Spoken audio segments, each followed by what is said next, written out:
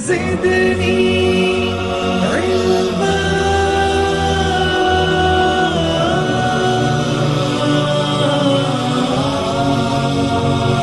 رب زدني علما.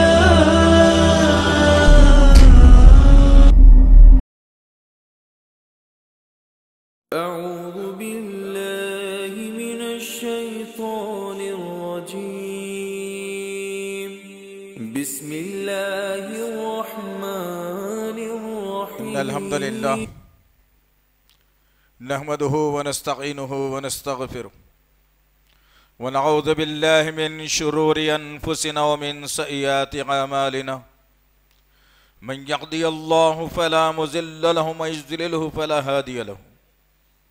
وأشهد أن لا إله إلا الله وأشهد أن محمدا عبده ورسوله. أما بعد فإن خير الحديث كتاب الله وخير الهدي هدي محمد صلى الله عليه وسلم وشر الأمور محدثاتها وكل محدثة بدعة وكل بدعة ضلالة وكل ضلالة في النار.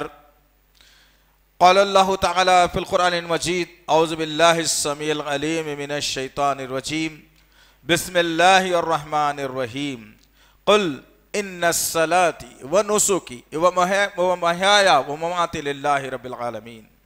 ربي اشرح لي صدري ويسر لي أمري واحلل عقدة من لساني يفقهوا قولي. ربي زدني علما. آمين رب العالمین.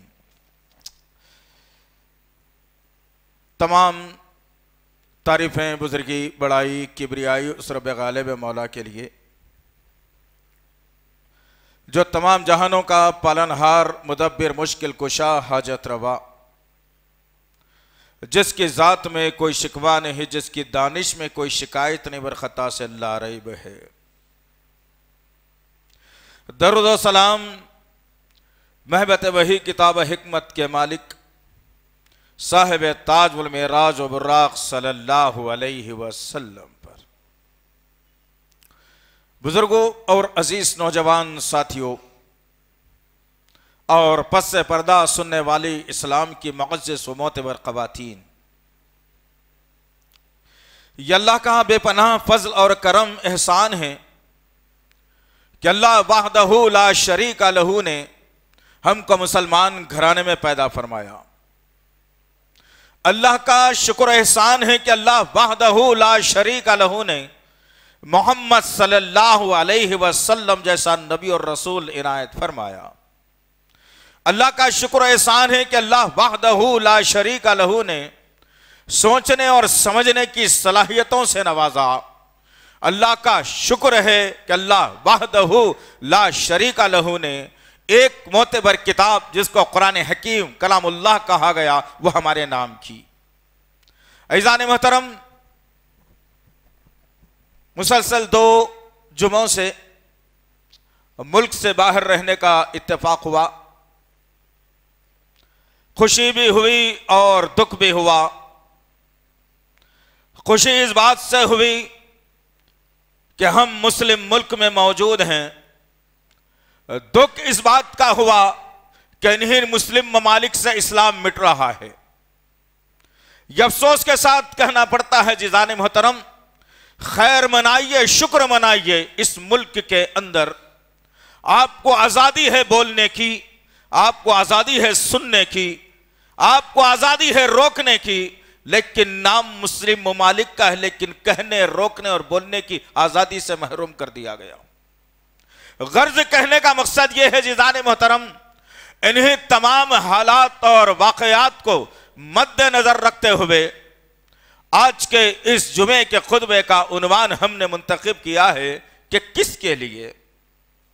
انشاءاللہ العزیز ہم اس خطبے کو سننے کے بعد کہنے والا بھی اور سننے والے بھی اور جتنی عورتیں یہاں موجود ہیں اسلام کی چاہنے والی، ان تمام پر بھی ذمہ داری عائد ہوتی ہے کہ اگر ہم کو یقین ہے نبی کریم صلی اللہ علیہ وسلم کی ذات گرامی پر، اگر ہم کو یقین ہے کہ کلمے کے ذریعے سے جنت کے ملنے کا، اگر ہم کو یقین ہے کہ کلام اللہ جو قرآن مجید ہم کو دی گئی ہے وہ سورۃ الفاتحہ سے ناس تک سچائی پر مبنی ہے، اس میں ایک بھی غلط بات نہیں ہے، اگر ہم کو یقین ہے جنت حاصل کرنے کا، اگر ہم کو یقین ہے نبی کریم صلی اللہ علیہ وسلم کے ذریعے سے شفاعت حاصل کرنے کا، اگر ہم کو یقین ہے کہ نبی کریم صلی اللہ علیہ وسلم کے دست حق پرست سے کوثر کا پیالہ لینے کا، اگر ہم کو یہ یقین ہے کہ محمد صلی اللہ علیہ وسلم کے ہم جنت میں پڑوسی بنیں گے، اگر ہم کو یہ یقین ہے کہ عائشہ کی صحبت ہمیں حاصل ہونے والی ہے، اگر ہم کو یہ یقین ہے کہ جنت کے بہترین نعمتیں اللہ نے ہمارے نام کی ہے، تو ایک مسلمان کے اوپر ذمہ داری یہ بنتی ہے کہ وہ کلام اللہ قرآن مجید کے ہر زیر اور زبر کو اہمیت دے، اور الف یا کو اہمیت دے، اللہ کے نام کو اہمیت دے، رسول اللہ کو اہمیت دے، صحابہ کے کارناموں کو اہمیت دے، قرآن کے ہر لفظ کو جیسے صحابہ نے اہمیت دے کر اس کرہ ارض کے اوپر ایک حکمرانی خلافت قائم کی تھی، آج دور پلٹ کر آ رہا ہے کہ مسلمان پھر سے اس قرآن کی طرف آ جائے، اس کے احکامات کو اپنے ذہن میں بٹھا لے، رسول اللہ کی سیرت پر آ جائے، صحابہ کے جذبات پر آ جائے، صحابیات کے وہ جو ہے قربانیوں پر آ جائے، تو انشاءاللہ العزیز پھر اللہ وحدہ لا شریک لہ ہر اس وعدے کو پورا کیا ہے جو کلام اللہ کے اندر محفوظ رکھ دیا گیا ہے۔ شرط صرف یہ ہے کہ آج ہم کو یہ عادت پڑ چکی ہے کہ رسول اللہ کے زندگی کے سیرت سنی جائے، کرا وہ جائے جو میری مرضی میں آتا ہے، صحابہ کے تکلیف کے جذبات کے قربانیوں کے واقعات کو سنا ضرور جائے، لیکن میں اپنی مرضی پر جینے کا عادی بن چکا ہوں، قرآن مجھ سے کہتا کچھ اور ہے اور میں کرتا کچھ اور ہوں، قرآن مجھ سے سوال کچھ اور کرتا ہے، میں کرتا کچھ اور ہوں۔ عزیزان محترم، یہ روش تو یہود اور نصارہ کی تھی، جنہوں نے احکامات کو توریت اور انجیل کے کچھ لیا اور کچھ چھوڑ دیا، جس کی بنیاد پر اللہ وحدہ لا شریک لہ نے جو یہودی موسیٰ کو اللہ کا بیٹا قرار دے دیے تھے، اور جن پر توریت کو نازل کر دیا گیا تھا اور یہ حکم صادر کر دیا گیا تھا کہ ہم نے تم پر ساری نعمتوں کو انڈیل رہے ہیں، تم ایک لفظ بھی توریت کا ادھر ادھر مت کرنا، لیکن جب یہودیوں نے توریت کے احکامات کو جھٹلایا اور مٹا دیا اور اپنی نفسانی خواہشات کے پیچھے چلنے لگے اور اپنے آپ کو پکا اور سچا بتانے لگے، توریت کا حکم کچھ اور تھا، نہ انجیل کا حکم کچھ اور تھا، لیکن توریت کو یہودیوں نے جھٹلایا، جو ان کی سمجھ میں آتی تھی باتیں ان کو وہ لے لیا کرتے، اور جو سمجھ میں نہیں آتی وہ اس باتوں کو چھوڑ دیا کرتے، اور نفسانی خواہشات کے جب غلام بننا شروع ہوئے تو اللہ وحدہ لا شریک لہ نے انہیں یہودیوں کی شکلوں کو بدل کر سور اور بندر کی بنا دیا، عذاب ان پر نازل کر دیا تھا۔ لیکن افسوس کے ساتھ کہنا پڑتا ہے کہ میرے اور آپ کے آقا محمد صلی اللہ علیہ وسلم نے قیامت کی پیشن گوئی کرتے ہوئے میرے اور آپ کے سامنے وہ پیغام دل نشی رکھا جو آج صادق آ رہا ہے، سچا ہو رہا ہے۔ اس حدیث کو جب پڑھا جاتا ہے، اس حدیث پر جب نظر جاتی ہے تو دل دھڑکنے لگتا ہے، کاش کہ میرے اور آپ کے سینے میں دھڑکتا ہوا دل اللہ کے ڈر اور خوف سے دھڑک جائے، تجارت اور کاروبار کے نقصان سے نہیں، اپنے بیماری آنے کی وجہ سے نہیں، گھر کے معاملات خراب ہونے کی وجہ سے نہیں، بلکہ اللہ کے احکامات اور اس کے قدرت کے سامنے دھڑکنا چاہیے تھا۔ غرض کہنے کا مقصد یہ ہے عزیزان محترم کہ میرے اور آپ کے آقا محمد صلی اللہ علیہ وسلم نے بڑی عمدہ اور بہترین پیشن گوئی کی، کاش کہ یہ امت سمجھ جاتی، عورتیں اور مرد سمجھ جاتے، پڑھ کے پڑھے لکھے اور ان پڑھ سمجھ جاتے، تاجر اور غیر تاجر سمجھ جاتے، نوکری پیشہ سمجھ جاتے، حکم حکومتوں کی غلامی کرنے والے سمجھ جاتے، کاش کہ آج کے یہ سیاستدان سمجھ جاتے، کاش کہ آج کے مالدار سمجھ جاتے تو کچھ اور بات ہوتی مسلم طبقے کی. لیکن میں نے اور آپ نے میرے اور آپ کے آقا محمد صلی اللہ علیہ وسلم پر ایمان رکھتے ہوئے، جنہوں نے ہر وہ شے کو کھلے کھلے انداز میں اس کائنات کے سامنے رکھ دیا، پچھلے کیا ہوا تھا رکھ دیا، ان کے ساتھ کیا ہو رہا ہے رکھ دیا، آنے والے حالات کیا ہوتے ہیں رکھ دیا، تمام باتوں کو رکھا. میرے آقا نے کہا میرے ساتھیوں کس کے سامنے کہا جا رہا ہے، کس کے سامنے؟ ارے ان کے سامنے یہ بات کہی جا رہی ہے جو اپنے نبی کے چہرے کو دیکھ کر اپنی صحت کو، اپنی بیماری کو صحت میں تبدیل کر لیا کرتے تھے. ارے ان کے سامنے بات کو رکھا جا رہا ہے جنہوں نے نبی کے وضو کے پانی کے ایک ایک خطرے کو زمین پر گرنے نہیں دیا، آگے بڑھ بڑھ کر خطرات کو لے کر اپنے جسم پر مل کر اللہ سے دعا کرتے رہے کہ اللہ جنت دے دینا ہے. ارے ان کے سامنے میرے آقا نے کہا کہ اے میرے ساتھیوں، میرے لوگوں، تم لوگوں پر ایک زمانہ، ایک دور ایسا آنے والا ہے کہ تم سب کے سب یہود اور نصارہ کے نقش قدم پر چلو گے. اللہ اکبر! کون کہہ رہا ہے یہ؟ مدینے کا تاجدار، شفیع الامم، مالک حوض کوثر، امام الانبیاء. اللہ اکبر!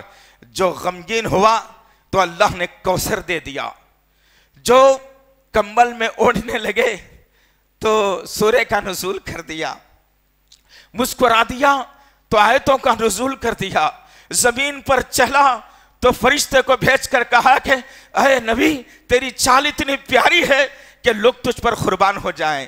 وہ نبی کہہ رہا ہے اللہ اکبر! اس کس کی بات پر یقین کرو گے؟ پھر یہ زندگی کس کے لیے ہم جی رہے ہیں، کس کے لیے مر رہے ہیں، کس کے لیے کیا کر رہے ہیں، کس کے لیے ہمارا انداز بیان ہے، کس کے لیے ہمارے جینے کا انداز ہے. لے کر کے جانا عزیزان محترم، ہماری زندگیوں میں جب تک ہم سدھار نہیں لائیں گے ہماری دعا کو اللہ کبھی قبول نہیں کرے گا. میرے اور آپ کے آقا جو اللہ کے حکم کے بغیر کوئی بات نہیں کیا کرتے تھے. سورہ نجم کی ابتدائی آیتیں جس کی گواہی دے رہی ہے، اللہ نے خود جبرائیل کو بھیج کر لوگوں سے کہلوایا اور کہا کہ لوگوں یہ ہمارا نبی اپنی مرضی سے کچھ نہیں کہتا جب تک کہ ہم اس پر حکم صادر نہ کر دیں. اور یہ الفاظ بھی نبی کریم صلی اللہ علیہ وسلم نے اللہ کے حکم سے بیان کر رہے ہیں. کس کی مانو گے عزیزان محترم؟ کس کے لیے جی رہے ہو؟ کس کے لیے مرنا چاہتے ہو؟ کس کے لیے کیا کرنا چاہتے ہو؟ سمجھ میں نہیں آتا. یہ امت بگڑ کے کوڑی کے کام کی رہ گئی ہے، نبی کا نام لیتی ہے، کام کسی اور کا کرتی ہے. اور میرے آقا نے کہا کہ اے میرے امتیوں، اے میرے جاننے اور ماننے والوں، تم سب کے سب ایک وقت آئے گا کہ یہود اور نصارہ کے نقش قدم پر چلو گے. ذرا رک کر دماغوں کو جھنجھوڑو یہ الفاظ کے اوپر، اس کے بعد اینالائز کرنا، ذرا دماغ سے سوچنا. ہر چیز سوچتے ہیں نا، یہ بزنس کروں گا تو آئندہ فائدہ ہوگا یا نقصان ہوگا؟ نہیں بھائی نقصان دکھ رہا، نہیں کرنا چاہیے. یہ کام کروں گا تو آئندہ فائدہ ہوگا نقصان ہوگا؟ ارے نہیں بھائی نہیں کرنا چاہیے. حتی الامکان بات تو یہ ہو گئی کہ اس لڑکے کو میری لڑکی دوں گا تو کبھی تباہ برباد نہ ہو جاؤں گا، یہ تک سوچنے کا تمہارے پاس جذبہ آ گیا. لیکن آقا کی پیشن گوئی کی طرح سوچنے اور سمجھنے کا جذبہ ختم ہو گیا. میرے آقا نے کس کے سامنے بات کی؟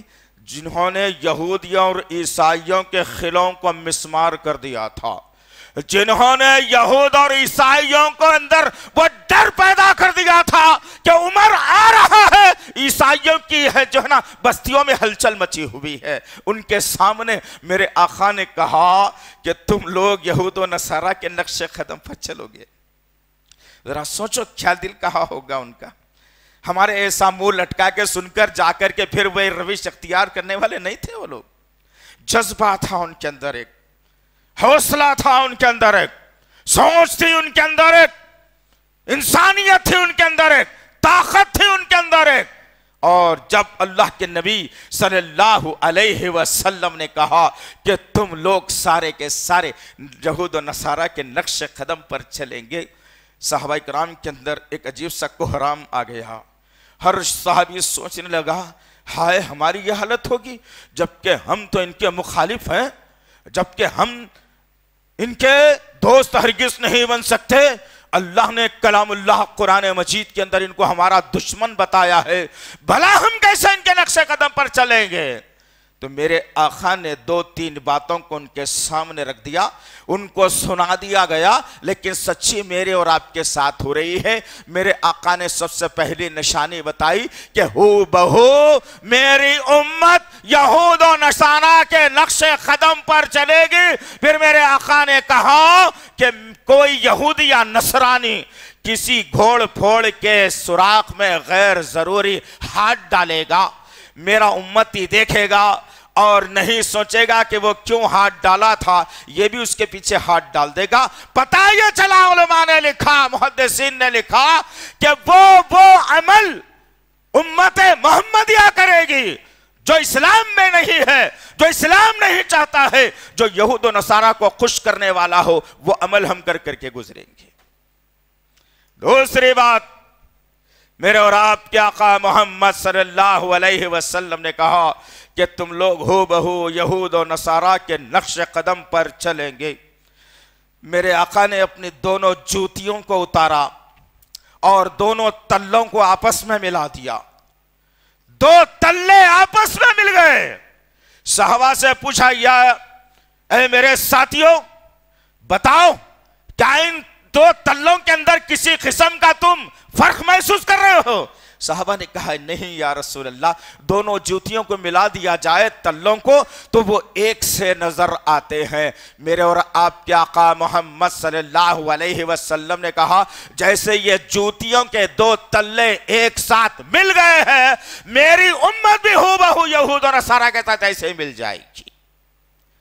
کلمہ ہوگا ان کے سینے میں، قرآن ہوگا ان کے گھروں میں، میری محبت ہوگی ان کے ساتھ، لیکن چال چلن، تہذیب، اخلاق، تجارت، کاروبار، رہنا سہنا، فحاشی، شراب، سود، سب میں ملوث ہو جائیں گے۔ یہ لوگ سب ملوث ہو جائیں گے اس کے اندر۔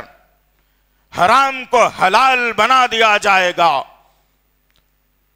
حلال کو حرام کر دیا جائے گا، چہرے یہودیوں جیسے بنائیں گے، انداز نصرانیوں جیسے بنائیں گے۔ قرآن ان کے گھر میں ہوگا لیکن نصیحت حاصل نہیں کریں گے۔ ادھر زندگیاں ہیں، کس کے لیے جی رہے ہیں میں اور آپ؟ جبکہ میرے اور آپ کے آقا محمد صلی اللہ علیہ وسلم کے قلب اطہر پر اللہ نے کلام اللہ قرآن مجید کی آیتوں کا نزول کر کے اس دنیا کو سمجھا دیا۔ دنیا میں جتنے انسان ہیں، دنیا میں جتنے مسلمان ہیں، ان سب کو اللہ نے سمجھا دیا اور بتا دیا۔ ہر صحابہ کے عمل پر، ہر نبی کے عمل پر اللہ قرآن کا نزول کر دیتا۔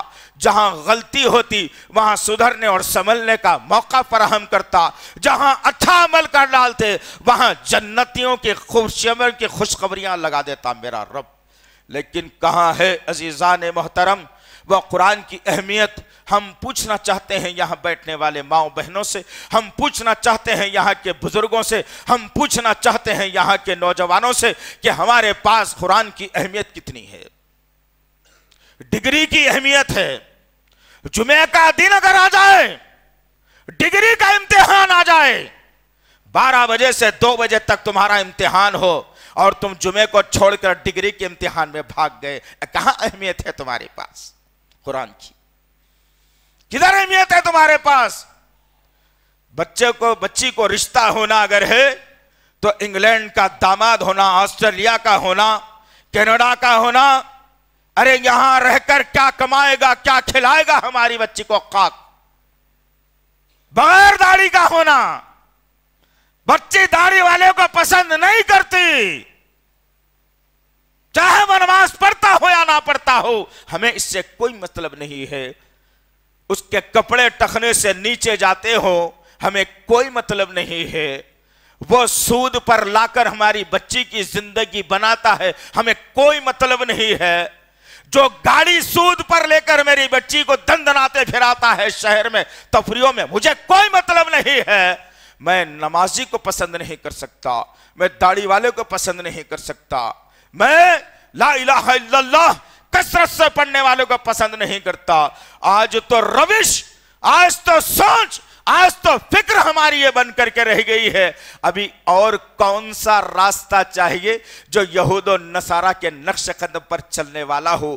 حالت تو ہم نے آپ نے یہ بنا دی عزیزان محترم, قرآن کی اہمیت کو چھوڑ کر ہم نے حالت یہ بنا دی اسلام اور ہمارے دین اسلام کی, ہمارے طریقوں کے, نبی کے سنتوں کے, کہ جس طریقے سے یہود و نصارہ کے اندر, جس طریقے سے ہنود کے اندر ایک اسٹیج پر دلہا دلہن کو بٹھا کر منگنے کی رسم کی جاتی ہے, مسلمانوں نے بھی شروع کر دی یہی کہ ایک ہی اسٹیج پر ابھی نکاح نہیں ہوا لیکن ایک اسٹیج پر کرسی ڈال کر بٹھا کر اس کی انگوٹھی اس کو پہناؤ, اس کی انگوٹھی اس کو پہناؤ. میرے آقا نے کہا تھا کہ تم ہو بہو یہود اور نصارہ کے نقش قدم پر چلو گے. آج حالات اور معاملات یہاں تک آ گئے کہ ہم یہود اور نصارہ کی ہر تہذیب کو لینے والے آمادہ ہو گئے, لیکن ہم نے یہ طاقت نہیں اختیار کی, ہم نے یہ اصول استعمال نہیں کیا کہ قرآن کا قانون, جمہوریت تمہارے حد تک, سیکولرزم تمہارے حد تک, حکومت تمہاری صحیح, لیکن مسلمان اگر چلے گا تو قرآن اور حدیث کے قانون پر چلے گا. یہ نعرہ ہم نے بلند کرنا تھا لیکن ہم نے قرآن اور حدیث کو پامال کر دیا, اور جو سامنے والا کہتا ہے قرآن کے خلاف, حدیث کے خلاف, ہم اس کی بات کو لینے کے لیے آمادہ ہو گئے. بھلا ہم کس کے لیے جی رہے ہیں؟ ہمارے جینے کا مقصد کیا تھا؟ جبکہ میرے اور آپ کے آقا محمد صلی اللہ علیہ وسلم کے قلب اطہر پر اللہ وحدہ لا شریک لہ نے ان آیتوں کا نزول کر کے مجھے اور آپ کو جینے اور رہنے کا سلیقہ سکھایا. کیا کہا میرے رب نے میرے آقا کے دل پر وحی کا نزول کر کے؟ قل اللہ اکبر. اہل علم نے, محدثین نے, مفسرین نے مسلمانوں کے نام پیغام دیا اور کہا جہاں یا ایہا الذین آمنو کا لفظ آ جائے تم دنیا کی ہر فکر کو چھوڑ دینا, ایک جملے کی طرف اپنے ذہن اور کانوں کو لگا دو کہ یا ایہا الذین آمنو, میرا رب نے مجھے پکارا ہے. ایک یہ, دوسرا جو بتایا ہے اور خطرناک ہے یہ, اس میں بتایا گیا قل. کون کہہ رہا ہے؟ رب. کس سے کہہ رہا ہے؟ نبی سے کہہ رہا ہے. نبی کس سے کہہ رہے؟ ہم امتیوں سے کہہ رہے ہیں. ہم کو خطر کس کے بھی نہیں ہے. میری جورو, میرے بچے, میرا کھانا, میرا پینا, میری تہذیب, میرا مال, میری نوکری, میری تجارت, کس کے لیے؟ کیا لے جاؤ گے ساتھ میں؟ کیا کرو گے ساتھ میں؟ کیا کیا لے جاؤ گے ساتھ میں؟ کچھ نہیں جانے والا ہے. اچھا یا برا عمل دو ہی ساتھ میں رہنے والے ہیں. اگر اچھا عمل ہے تو پھر وہ کامیابی کا مزدہ سنائے گا, برا عمل اگر ہے تو پھر تڑپ تڑپ کر جیو گے. موت کو یہاں تو یاد نہیں کرتے, وہاں روز موت کو یاد کرو گے تڑپ تڑپ کر. اللہ کے طرف سے ندا آئے گی کہ اب تیرے لیے موت ختم, اب تو ایسے ہی مرنے والا ہے, پوری زندگی نکل جائے گی. اور اللہ رب العزت نے قل کہا. قل کے معنی کیا ہے کبھی پڑھ کر دیکھ لینا عزیزان محترم. کہہ دیجئے نبی کریم صلی اللہ علیہ وسلم. اللہ اکبر. کون فرما رہا ہے؟ خالق کائنات, مالک ارض و سما, لا شریک لہ, لہ الملک, جس کے ملکیت میں کسی کا ذرہ برابر بھی شریک نہیں ہے, جو تمام دنیا کے غریبوں کا غریب نواز, تمام دنیا کے انسانوں کا بندہ نواز, تمام دنیا کی مدد کرنے والا غوث, وہ ہے اللہ رب العالمین. وہ کہہ رہا ہے نبی سے کہ قل, کہہ دیجئے نبی کریم صلی اللہ علیہ وسلم, فرما دیجئے نبی کریم صلی اللہ علیہ وسلم, پہنچا دیجئے نبی کریم صلی اللہ علیہ وسلم. جب قلب اطہر کا خل کا لفظ ہوا, اللہ کے نبی صلی اللہ علیہ وسلم کے قلب اطہر پر ان آیتوں کا نزول کیا گیا. کہا گیا ان الصلاۃ ونسکی ومحیایا ومماتی للہ رب العالمین. یہ آ جائے, ہم کس کے لیے نماز ہماری کس کے لیے ہے؟ اپنے رب کے لیے ہے، لیکن نماز پڑھ کے میں جھوٹ بولنا نہیں چھوڑتا، نماز پڑھ کے میں دھوکہ دینا نہیں چھوڑتا، نماز پڑھ کے میں سود لینا نہیں چھوڑتا، نماز پڑھ کے میں نبی کی سنتوں کو جو ہے پامال ہونے کے لیے چھوڑ نہیں دیتا، میں صحیح طریقے پر نماز پڑھ کر آ جاتا ہوں، تو پھر یہ نماز اللہ وحدہ لا شریک لہ کے لیے ہے۔ اگر میں نماز پڑھ کر بے حیائی اور برائی کو نہیں روکتا اور نہیں چھوڑتا، وہی نفسانی خواہشات کو لے کر جیتا اور مرتا ہوں، تو پھر وہ نماز اللہ کے لیے نہیں، وہ نماز میرے لیے ہو گئی۔ نماز پڑھتے کس کے لیے ہیں؟ اللہ کے لیے۔ قل کہہ دیجئے نبی کریم صلی اللہ علیہ وسلم، ان الصلاۃ والنسک، میری عبادت، میری قربانی، اللہ اکبر، کس کے لیے؟ اللہ وحدہ لا شریک لہ کے لیے۔ لیکن آج کہاں ہے ذرا بتائیے تو صحیح۔ اب لوگوں کو ذرا درد ہوگا ان جملوں کے اندر کہ اللہ پیدا ماں کے پیٹ میں 9 مہینے رکھ کر کیا، تقدیر کو بنایا، بڑا کیا، جوان کیا، دولت دی، شہرت دی، عزت دی، کمائی دی، گھر دیا، گاڑی دیا، پیسہ دیا، بیوی دی، اولاد دی، سب کچھ جو ہے اللہ وحدہ لا شریک لہ نے دیا۔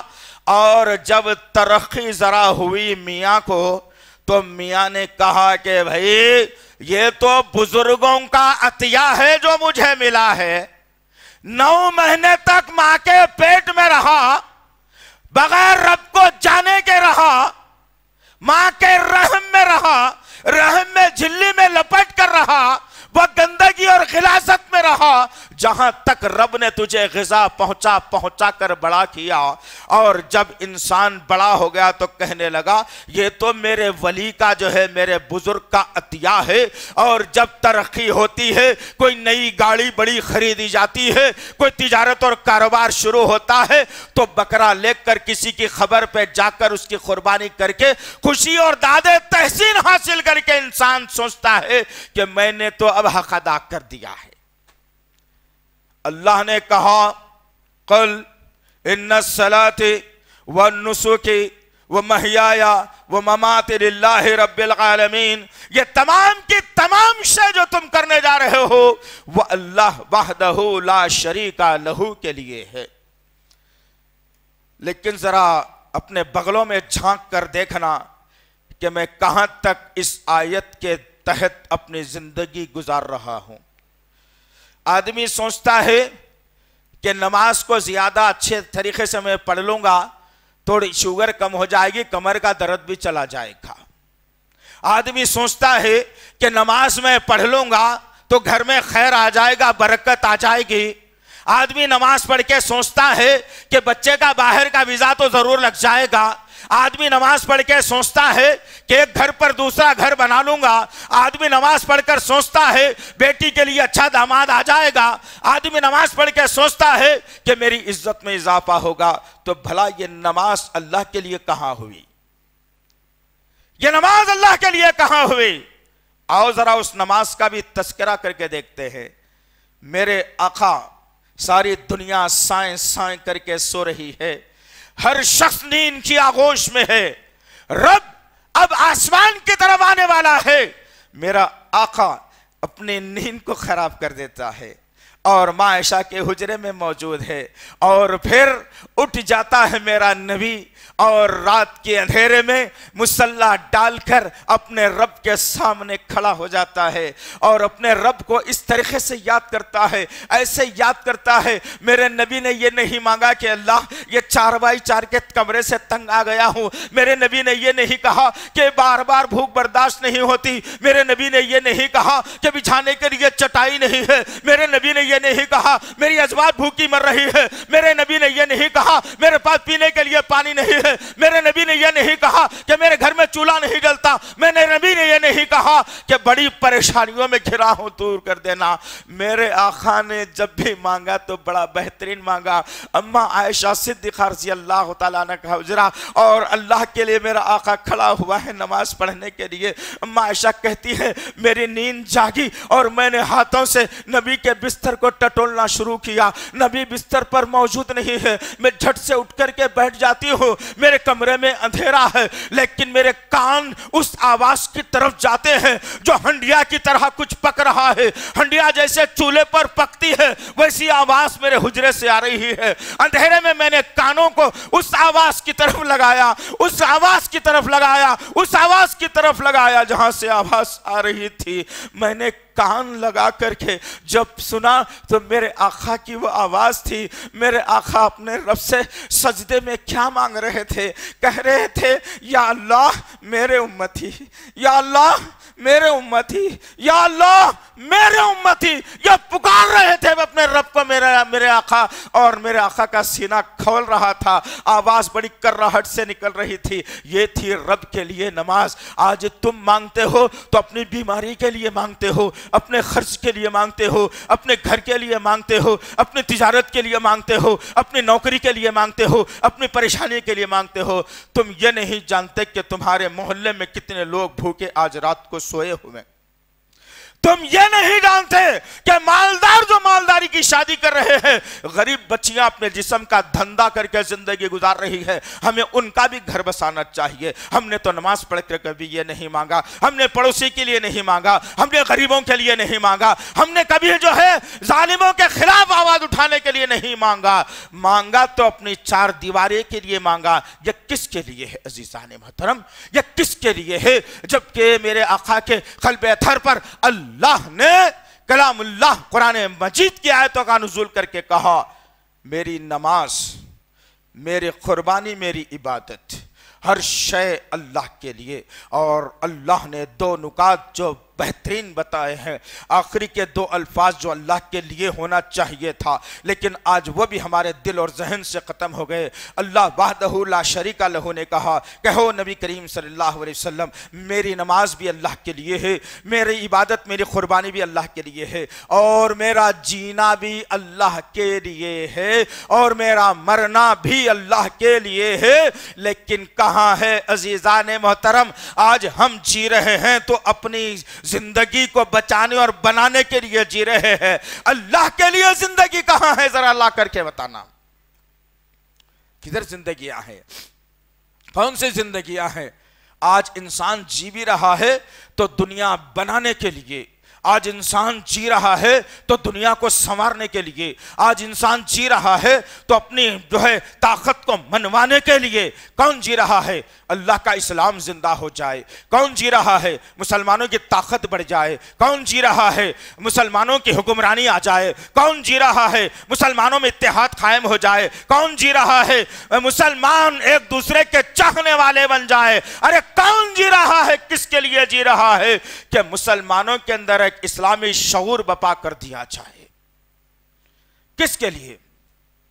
کئی مردوں کو ان ہاتھوں سے ہم نے دفن کر دیا، ماں کو دفن کر دیا، باپ کو دفن کر دیا، بھائیوں کو دفن کر دیا، دوستوں کو دفن کر دیا، محلے والوں کو دفن کر دیا، جاننے اور انجانے والے کو دفن کر دیا۔ انہیں ہاتھوں سے مٹی ڈال ڈال کر منو مٹی کے نیچے دفن کر دیا۔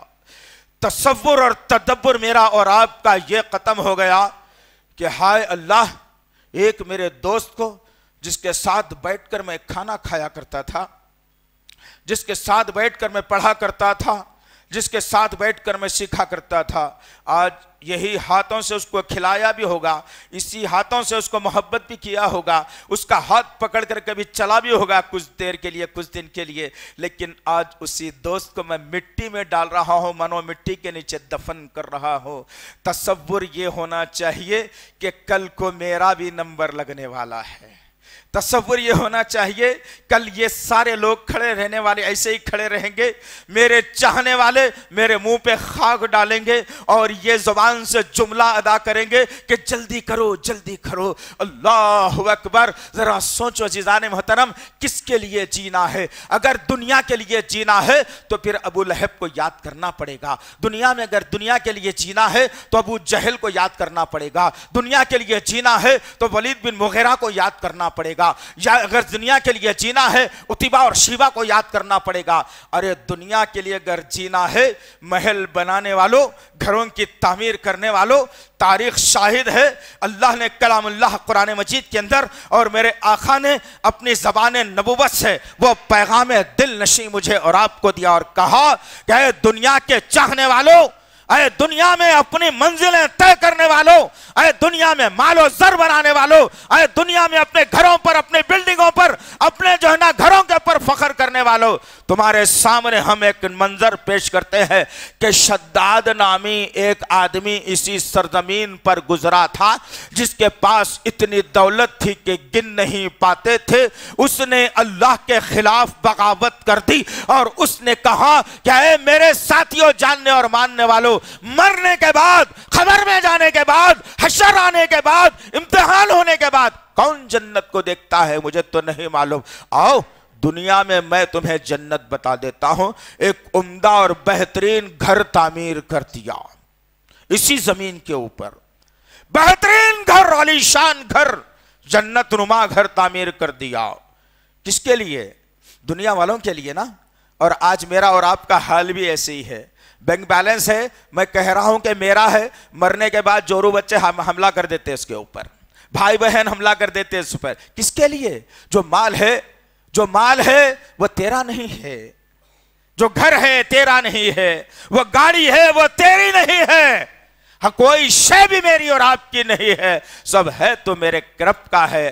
اسی لیے کہتے ہیں کہ اپنے رب کے لیے جینا اور اپنے رب کے لیے مرنا، یہ کس کے لیے ہم زندگی کو سنوارنے اور سجانے کی کوشش کر رہے ہیں۔ شداد نے گھر بنایا، عالیشان جنت نما بنایا، بڑی خواہشوں سے دروازے لگوائے، بڑے خواہشوں سے ارمانوں سے گھر کو تعمیر کیا اور سارے شہر سے کہا کہ آؤ سب کو دکھانے کے لیے کھولتا ہوں۔ جیسے ہی اللہ تعالیٰ کو یہ بات بری لگی کہ میرے گھر جو دنیا کے اندر پھیلے ہوئے ہیں اس سے اچھا اگر دنیا میں کوئی نہیں ہو سکتا، میری جنت کے علاوہ کوئی اور جنت بہترین ہو نہیں سکتی، اللہ نے کہا کہ نکل بیٹا، تیری سانس کی ڈور تو میرے ہاتھ میں ہے، ریموٹ تو میں پکڑا ہوا ہوں، میرا فرشتہ آنن فانن تیرے ساتھ حساب کتاب کرے گا، میں کن کہہ دوں ختم ہو جائے گا، تو فیکون کہہ دوں تیری ہستی ختم ہو جائے گی۔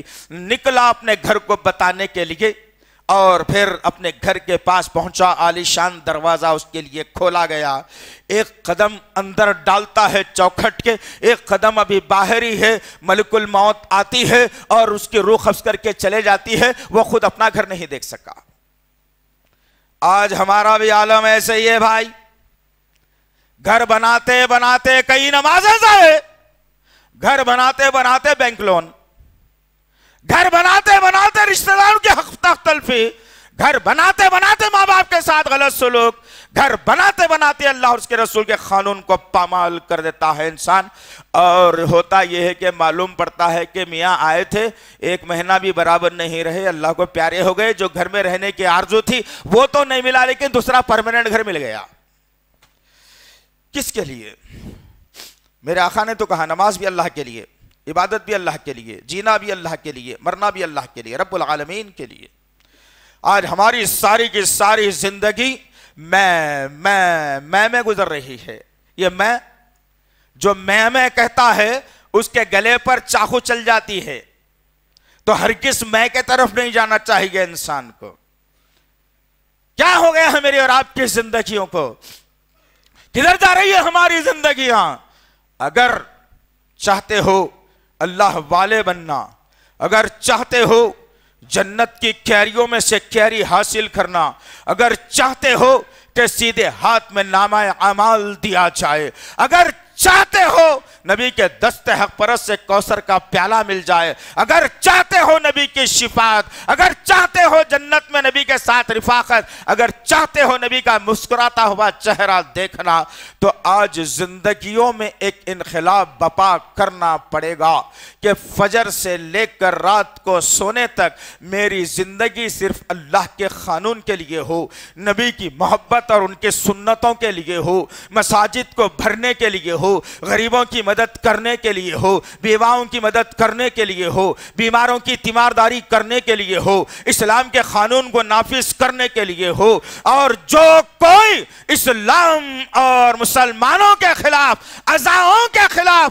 اگر مساجد کے خلاف، مدارس کے خلاف کوئی اگر قلم یا زبان اٹھاتا ہے تو پھر اس قلم کو بھی توڑ دیا جائے گا، اس زبان کو بھی نکال لیا جائے گا۔ یہ ہے اللہ والوں کی زندگی۔ کس کے لیے جی رہے ہو؟ کس کے لیے؟ مسجدیں ویرانی کا شکار ہے، تم بازاروں کو بھرے ہوئے ہو۔ فجر میں مسجد پکار رہی ہے الصلاۃ خیر من النوم، تم بستر میں لپیٹ لپیٹ کر سو رہے ہو۔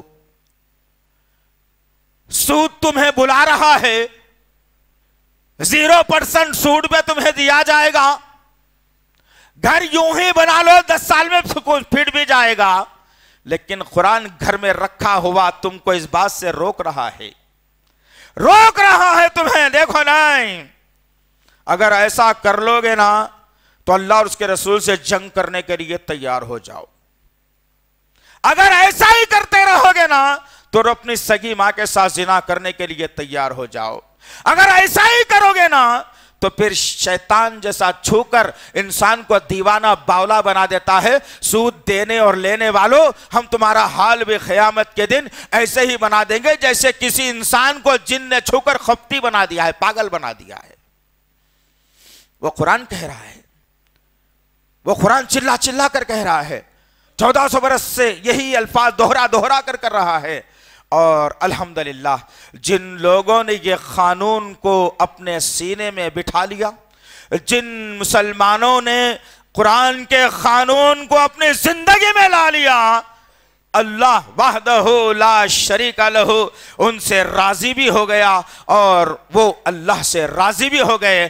اب جب اللہ ان سے راضی ہو جاتا ہے تو اللہ وحدہ لا شریک لہ جنت کے اعلیٰ باغوں میں سے ایک باغ عنایت کر دیتا ہے۔ کدھر ہے زندگیاں؟ نمرود ہمارے سامنے موجود ہے، کس کے لیے جی رہا تھا؟ دنیا کے لیے۔ فرعون ہمارے سامنے موجود ہے، کس کے لیے جی رہا تھا؟ دنیا کے لیے جی رہا تھا۔ آؤ جو اللہ کے لیے جیتے ہیں ان کی زندگیوں کے بارے میں بھی کیا کہنا۔ ہم نے کئی مرتبہ ان واقعات کو آپ کے سامنے رکھا ہے، صرف شرط یہ ہے اپنے لقموں کو اچھے حلال کے بنانا۔ دل بھی دھڑکنا شروع ہوتا ان باتوں سے اور ایمان میں طاقت بھی آ جاتی ان باتوں سے، نبی سے محبت بھی ہو جاتی، اللہ کا ڈر اور خوف بھی آ جاتا، جنت میں جانے کے راستے بھی تلاش کرتے، جہنم کو ہمیشہ کے لیے بند کر کے رکھتے۔ کب ہوگا یہ؟ جب ہمارے لقمے اچھے ہوں گے انشاءاللہ۔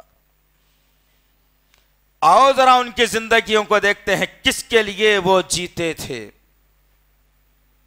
ایک 2-3 واقعات عمدہ بتا دوں تاکہ املا ہو جائے، ذہن نشین ہو جائے، یاد تازہ ہو جائے انشاءاللہ، اور پھر میں اور آپ اپنے رب، جو بگڑا ہوا رب ہے، جو بچھڑا ہوا رب ہے، جو غصے میں ہمارا رب ہے، وہ رب مان جائے میری بات، وہ رب سن لے میری دعا کو، وہ رب کے عرش تک میری دعا پہنچ جائے۔ یہ فکر میری اور آپ کی ہونا ہے، یہ فکر میری اور آپ کی ہونا ہے۔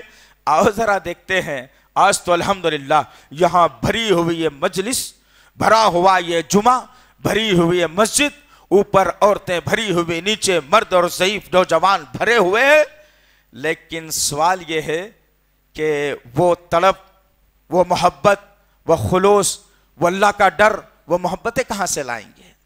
یہاں تو ہر سینہ حسد سے بھرا ہوا ہے، یہاں تو ہر سینہ ایک دوسرے کی دشمنی سے اٹا ہوا ہے۔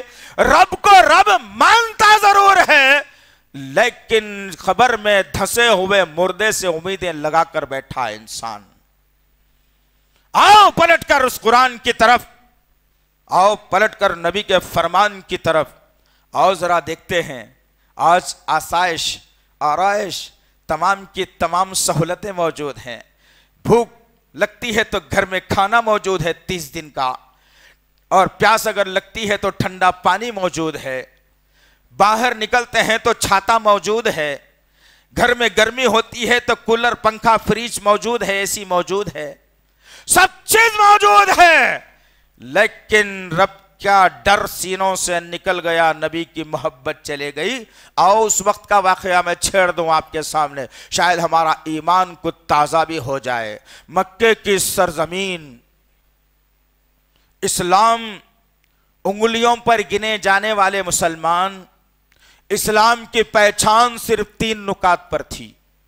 نہ نماز, نہ روزہ, نہ زکوٰۃ, نہ حج, بلکہ 3 نکات پر اسلام چل رہا تھا. توحید, رسالت اور آخرت کے بنیاد کے اوپر. میرے آقا جن سے بھی ملتے یہ 3 نکات پر گفتگو کرتے اور نصیحت کیا کرتے تھے. انہی ماحول کے اندر آج ڈرتے ہو نا تم. ابھی تو ایک قانون آیا ہے سپریم کورٹ کا, تم کو کیا پتا ہے اس سے کیا کرنا ہے تم کو بھائی؟ جو روح بھوکی مر جائے گی, بچہ کا ایگزام رک جائے گا, پریشانی گھر تک آ جائے گی, تم یہ سوچ سوچ کے مر جانا. اسے اللہ کا ڈر نہیں ہے ہمارے سینوں میں. جو اللہ سے ڈرتا ہے وہ اس دنیا کے بناوٹی ہر قانون سے لڑ جاتا ہے, بھڑ جاتا ہے, یاد رکھنا. لیکن اللہ کے قانون پر کبھی آنچ آنے نہیں دیتا. سپریم کورٹ نے ابھی ایک قانون نافذ کیا ہے, کل ہی کی بات ہے, کہ جو آدمی عیسائی بنے گا, جو آدمی جو ہے مسلم بنے گا, ان سے پورے طریقے سے ان کے اختیارات کو کھینچ لیا جائے گا. تعجب کی بات ہے, تعجب کی بات ہے, مسلم بننا ایسا جرم ہو گیا اور ہم نے جواب نہیں دیا اس کا. بہت سارے میں سمجھتا ہوں بھائی بہنوں کو تو پتا بھی نہیں ہوگا ایسا ہوا کیا. ابھی نئے ایک جج صاحب بیٹھے ہیں سپریم کورٹ کے, اللہ انہیں ہدایت دے. ہم ان کی مخالفت تو نہیں کر رہے ہیں, لیکن یہ کہنا ضروری ہے کہ مسلمانوں کے خلاف بول بول کر کب تک اپنی دنیا سجاتے رہو گے تم؟ کب تک یہ سیاستدان ہندو مسلم کہہ کے مسلمانوں کو بدنام کرنے کی سازش کرتے رہو گے تم؟ کب تک کے مسجدوں پر پابندی لگانے کی بات کرتے رہو گے تم؟ کب تک کے مدارس کو جھنجھوڑنے کی بات کرتے ہو تم؟ آج آسام کے قریب سے قریب 800-900 مدرسوں پر بند ہونے کا, اور ہاتھ میں حکومت تالا اور چابی لے کر قانون کی زنجیروں میں جکڑ کر ان مدرسوں کو بند کرنے پر آ گئی. لیکن میرا ایک بھائی بھی اس میں سے اٹھ کے ان کی جو ہے نا ان مدرسوں کی تائید میں بات نہیں کیا. کل قیامت کے اندر جھنجھوڑ کر سب کو سزا دے کر پوچھا جائے گا کہ میرا اسلام بدنام ہو رہا تھا, مدرسے جانے کی بات ہو رہی تھی, میرے علماء کو جیل میں ڈالنے کی بات کی جا رہی تھی, تم نے کیا کیا؟ نئی گاڑی لے کر پھرتے رہے, گھر میں اچھا کھانا کھاتے رہے, اولادوں کو دنیا کی تعلیم پڑھاتے رہے, مدرسہ بند ہوتا رہا, تم نے کوئی طلب اختیار نہیں کی. پوچھے گا اللہ, یاد رکھنا, تیار ہو جاؤ. رب جب پوچھے گا کیا جواب دینا ہے وہ آپ کا اختیار ہے, ہم نہیں کہیں گے اس معاملے میں. ہم تو آپ کو صرف سجاتے ہیں اور سنوارتے ہیں اور بتاتے ہیں. لیکن وہ دور کو یاد کرنا جہاں 2 مسلمان آپس میں کھڑے ہو کر کسی کھلے مقام پر بات نہیں کر سکتے تھے. مکے کی سرزمین کا ماحول تھا. آج یوں کرتے ہی راجہ ماما دیکھ لیں گے ذرا کیا کہ ہو گیا, کہتے بولتے 25-50 تو یوں جمع, صحیح رہو غلط رہو ہم کو تو نہیں معلوم بھائی. لیکن وہ سرزمین تھی مکے کی جہاں میرے آقا اسلام پھیلا رہے تھے. انگلیوں پر گنے جانے والے مسلمان تھے. میرے عزیز نوجوان ساتھیوں, اس واقعے کو لے جاؤ اور اپنے گریبان میں منہ ڈال کر سوچو کہ میں اس قابل بن سکتا ہوں یا نہیں. اگر ہوں تو الحمدللہ, نہیں ہوں تو میں بن جاؤں الحمدللہ. یہ دعا کر لیجئے اللہ سے. ہوا کیا؟ حبشہ کی سرزمین سے ایک آدمی اٹھا جس کو بلال ابن رباح کہا جاتا ہے. کوئی مکے کی سرزمین پر نہیں, بھوک کی آگ نے مکے کی سرزمین پر لا کر کھڑا کر دیا. مدینے میں کوئی رشتہ دار, کوئی داد رسی کرنے والا نہیں. بلال رضی اللہ تعالیٰ عنہ اکیلے تنہا, بنو امیہ کے غلام, روز بیلوں کی جیسا محنت کی جاتی, 1-2 وقت کی روٹی دی جاتی, بس چھت صحیح نہیں رہنے کے لیے پانی پڑتا تو اندر آ جاتا, دن میں کبھی آرام کا موقع ملتا تو چلچلاتی دھوپ کے اندر وہ بندہ سو بھی جاتا. وقت گزرتا رہا، آقا کی باتیں پہنچتی رہی، آنن فانن بلال رضی اللہ تعالیٰ عنہ کے کانوں میں کلمہ توحید پڑھا، لا الہ الا اللہ تفلحون، ارے کہہ دو نہیں ہے کوئی معبود سوائے ایک اللہ کے، کامیاب ہو جاؤ گے۔ بلال رضی اللہ تعالیٰ عنہ آنن فانن اٹھے، بے چین ہو گئے اپنی جگہ پر۔ ہم کبھی بھی نہیں ہوتے، ایک سال تک جمعے سنتے 50، لیکن انقلاب نہیں آ سکتا۔ دل سے کیفیت ہونی چاہیے، اللہ سے وہ رغبت ہونی چاہیے، رسول اللہ سے وہ محبت ہونی چاہیے۔ اٹھا میرا بلال، نبی کے قریب گیا، کہا کہ کیا کہا یا رسول اللہ؟ جس کے کپڑے میلے، پسینے میں اٹے ہوئے، جس کے چہرے پر دھول گرد عرب کی، موٹے موٹے ہونٹ، پپڑی جمی ہوئی، آنکھیں لال لال، بڑی کڑکدار آواز، نبی کی خدمت میں حاضر ہوا، کہنے لگا یا رسول اللہ میں نے سنا ہے ایسا ایسا آپ کہتے ہیں، ماجرا کیا ہے بتائیے۔ میرے آقا نے آنن فانن کلمہ کے بتا دیا، توحید کیا ہے، رسالت کیا ہے، آخرت کیا ہے سمجھایا۔ بلال رضی اللہ تعالیٰ عنہ نے آنن فانن ایسا بڑا چوڑا ہاتھ کالا کالا نبی کے سامنے پھیلا دیا۔ اللہ کے نبی نے کہا بتاؤ بلال کیا چاہتے ہو؟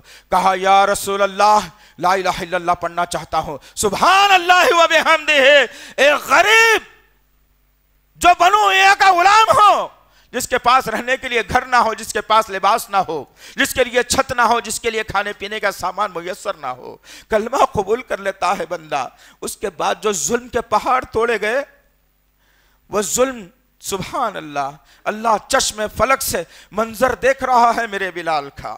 دشمن ہر طرف سے بربریت کا ننگل ناچ ناچا جا رہا ہے، برہنہ کر کے گلیوں میں گھمایا جاتا ہے، سینے پہ سلوں کو رکھ کر گرم گرم ریت میں کھینچا جاتا ہے، جسم سے چمڑی کو ادھیڑ دیا جاتا ہے، وادی بطحا کی پہاڑیوں پر لٹا کر اسے کھینچ دیا جاتا ہے، میرے بلال کی پیٹ کی ساری چمڑی نکل جاتی ہے، گوشت نظر آنا شروع ہوتا ہے۔ یہ تکلیفیں بلال نے جب برداشت کی، سمجھو دوست، ایک ایک تکلیف کا اگر خلاصہ کیا جائے تو وقت نہیں ہے۔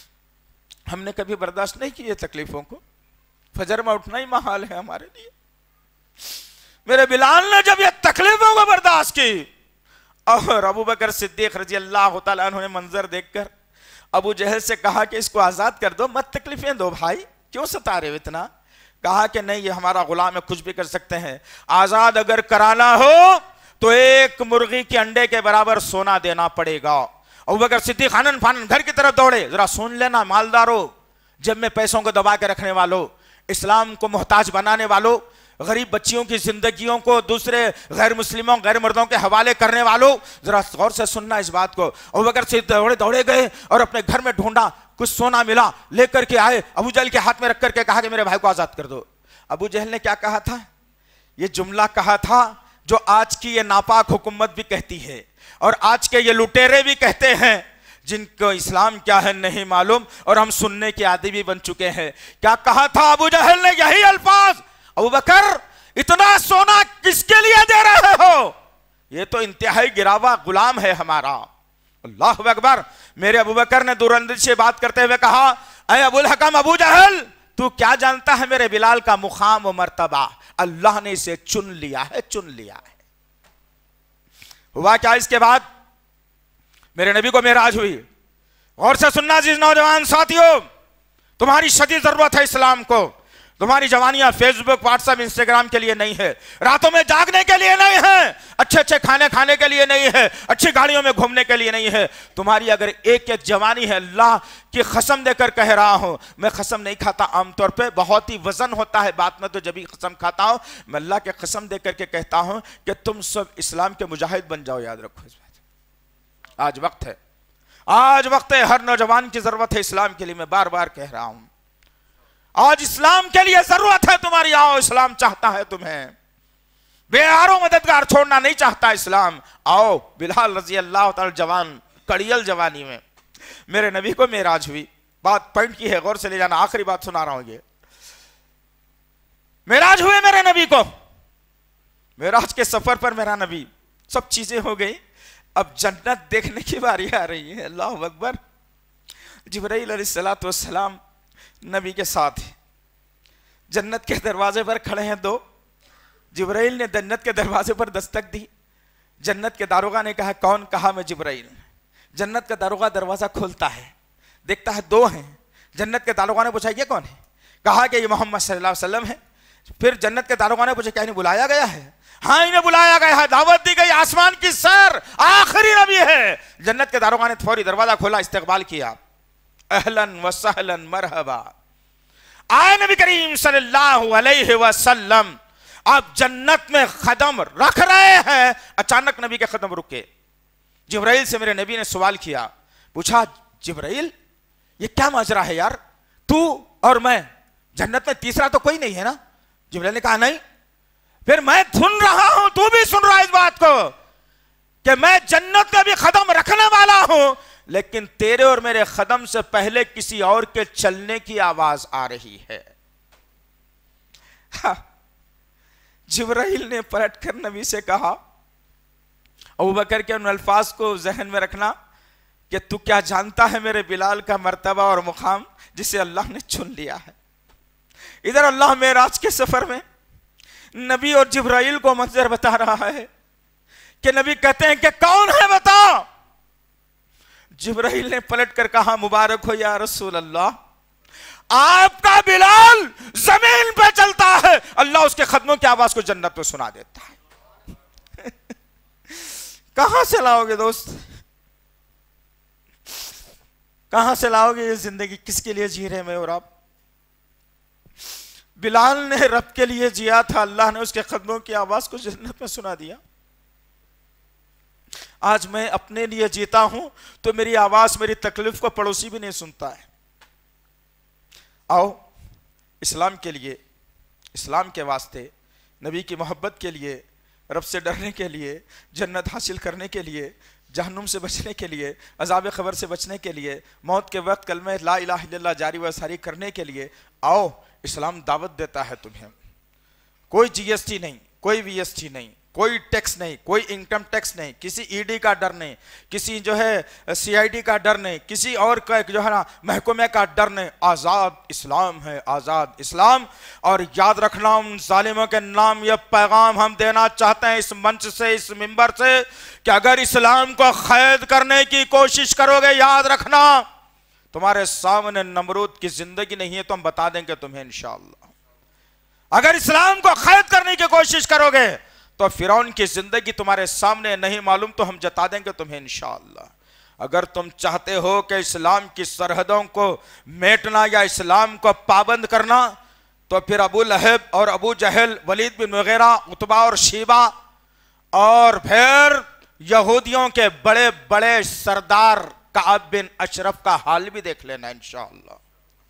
میرے عزیز نوجوان ساتھیوں، میری ماں بہنوں، التماس ہے آپ سے، التجا ہے آپ سے. اللہ نے وعدہ کر لیا رزق کے دینے کا یارو، لیکن یقین نہیں ہے. اسی رزق کو کمانے کے لیے رات دن لگا رہے ہیں. اللہ نے کہا میری عبادت کرو، میرا ذکر کرو، میرے حبیب کے طریقے پر چلو، قرآن کو پڑھا کرو، نوافل کا اہتمام کرو، کبھی کبھی تہجد پڑھ لیا کرو، صدقہ خیرات کرو، غریبوں مسکینوں کی مدد کرو، محتاجوں کی مدد کرو، بیواؤں کی مدد کرو، بھوکوں کو کھانا کھلاؤ، مساجد کی تعمیر کرو، مدارس کو قائم کرو، حفاظ کی تعداد بڑھاؤ. اسلام نے یہ سب کچھ کہا، لیکن کہاں ہے عزیزان محترم؟ کون ہے وہ لوگ؟ کہاں ہے وہ لوگ؟ آج بڑی ذمہ داری سے کہہ رہا ہوں، اگر ہماری الماریاں اگر کھولی جائے نا، میں تنقید کرنے کا دن نہیں ہوں دوست، میں پکچر بتا دیتا ہوں، میں تصویر کشی کر دیتا ہوں، میں وہ منظر بتا دیتا ہوں. اگر حقیقت ہے تو لے لینا، اگر نہیں ہے تو اللہ مجھے معاف کرے. آج ہماری الماریاں اگر کھولی جائے نا تو ہر خانہ اپنی جو ہے نا دولت کے انبار کا جواب دے گا اور کہے گا کہ یہ بیٹی کا خزانہ ہے، دعوت میں جانا ہے تو 4-5 تولے سونا پہن کر جائے گی، میری عزت خراب ہو جائے گی نہیں پہنے گی تو. یہ خانہ میری جورو کا ہے، 10 تولے سونا تو اس میں ہونا چاہیے. اگر میری بیوی کسی دعوت میں چلی جائے، اگر نہیں پہن کر کے جائے، لوگ دیکھ کر کے کہیں گے فلانا کی بیوی تو کچھ پہن کر کے نہیں آئی. وہ 10 تولے سونا جمع کر رکھ رہے ہو، کل قیامت کے دن گنجا سانپ بن کر ڈسنے کے لیے آ جائے گا. آج وقت ہے میرے اور آپ کے پاس، تو اسلام کی فکر کرو اپنے گھر سے زیادہ، مساجد کی فکر کرو اپنے گھر سے زیادہ، مدارس کی فکر کرو اپنے گھر سے زیادہ. انگریزی تعلیم کو چھوڑ کر اسلامی تعلیم کی فکر کرو، تب جا کر کے کوئی مسئلہ حل ہو سکتا ہے. بہرحال اسلام دعوت دے رہا ہے، آنے کی دعوت دے رہا ہے۔ پہلے سے ہم اسلام میں ہیں، تھوڑی سی دوریاں ہیں، ان دوریوں کو ختم کر لیں انشاءاللہ۔ ہر آدمی اکیلا اکیلا بیٹھ کر اپنے رب سے معافی مانگ لے، جتنی کوتاہیاں جتنی غلطیاں ہوئے معافی مانگ لے۔ ایک اور اپیل کرنا جی چاہتا ہے، ہمیشہ سے میں کرتا ہوں اس ممبر کے آخری میں، لیکن کیا کروں، ہم سنتے ہیں سمجھتے ہیں لیکن قدر نہیں کرتے۔ جمعے کے دن 12:30 بجے مسجد میں رہنے کی عادت ڈالو۔ خطبہ شروع ہونے کے بعد آ جاؤ گے تو جمعے والوں میں تمہارا شمارش نہیں ہوگا، بالکل نہیں۔ ہر مسجد کا یہ عالم ہے کہ جمعہ خطبہ جب شروع ہوتا ہے تو 2-3 صف، 1 صف، 1.5 صف، 2 صف ہوتی ہے۔ جب خطبہ ختم ہونے کی باری آتی ہے تو مسجد بھر جاتی ہے۔ یہ نبی کے اصولوں میں سے اصول ہے، یہ تو یہود و نصارہ کا اصول ہے، اور تعجب کرو ان سے بھی زیادہ خراب اصول ہے۔ پھر کبھی بتاؤں گا انشاءاللہ کیسے اصول خراب ہے۔ اللہ سے دعا ہے کہ اللہ وحدہ لا شریک لہ ہم سب کو ایک بنائے اور نیک بنائے میرے پاک پروردگار۔ یا اللہ اسلام کی سچی محبت ہمارے سینوں میں بھر دے میرے پاک پروردگار۔ یا اللہ جو کچھ بھی چھوٹی موٹی غلطیاں اور کوتاہیاں اپنے رحمت اپنے فضل سے معاف فرما دے میرے پاک پروردگار۔ یا اللہ ہر دشمن سازش کو ختم، اسلام دشمن سازش کو ختم فرما دے میرے پاک پروردگار۔ مسلمان بہنوں کی عصمتوں کی حفاظت فرمائے اللہ، مسلم نوجوانوں کی زندگیوں کی حفاظت فرمائے اللہ۔ یا اللہ علماؤں کی حفاظت فرمائے اللہ، حفاظ کی حفاظت فرمائے اللہ، مدارس کی حفاظت فرمائے اللہ، مساجد کی حفاظت فرمائے اللہ، ائمہ کی حفاظت فرمائے اللہ، مؤذنین کی حفاظت فرمائے اللہ۔ یا اللہ جو لڑکیاں جہیز کی وجہ سے بیٹھی ہوئی ہیں، یا اللہ ہمارے نوجوانوں میں بغیر جہیز لینے والے نوجوان پیدا فرما دے میرے پاک پروردگار۔ یا اللہ جو قرض میں ڈوبے ہوئے ان کی قرض کی ادائیگی کا انتظام فرمائے اللہ، جو بے روزگار ہیں ان کو روزگار عطا فرمائے اللہ، جو بیمار حال ہیں ان کو شفائے کاملہ عاجلہ عطا فرمائے اللہ، جو بھٹکے ہوئے ہیں انہیں راہ راست پر لا دے میرے پاک پروردگار۔ یا اللہ یہ ملک ہمارا ہندوستان امن کا گہوارہ تھا، ہے اور رہے گا۔ اس ملک کو چند شرپسند مل کر تباہ برباد کرنا چاہتے ہیں۔ یا اللہ اپنے انتقام کی چھڑی سے ان کا حساب پورا کر دے میرے پاک پروردگار۔ یا اللہ اپنے انتقام کی چھڑی سے ان کا حساب پورا کر دے میرے پاک پروردگار۔ یا اللہ تجھ کو تیرے تمام ناموں اور صفات کا واسطہ ہے، ہماری دعاؤں کو قبول فرما، ہماری دعاؤں کو قبول فرما، ہماری دعاؤں کو قبول فرما۔ ربنا تقبل منا انک انت السمیع العلیم وتب علینا انک انت التواب الرحیم، وصلی اللہ تعالی علی خیر خلقہ محمد وعلی آلہ وصحبہ اجمعین برحمتک یا ارحم الراحمین والحمد للہ۔ مزید علماء اور مقررین کے بیانات سننے کے لیے ہمارے YouTube چینل کو سبسکرائب کیجیے۔ جزاک اللہ۔